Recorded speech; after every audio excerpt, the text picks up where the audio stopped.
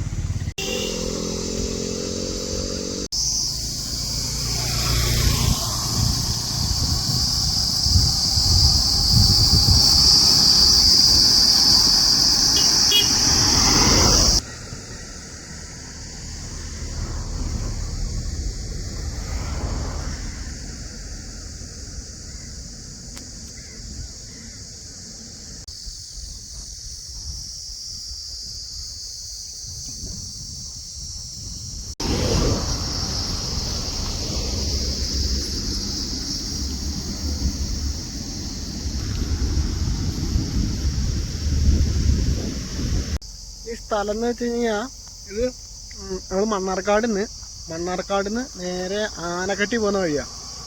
ആനക്കട്ടി പോകുന്ന വഴിക്കാണ് ഇപ്പോൾ ഈ ടയർ പഞ്ചറായി പൊട്ടി അവിടെ നിന്ന് ഇറങ്ങി ഞാൻ റിട്ടേൺ ഇപ്പോൾ നടന്നുകൊണ്ടിരിക്കുക. ഇത് അതിൻ്റെ ഇടയിലുള്ള ഏതോ ഒരു ഗ്രാമമാണ്.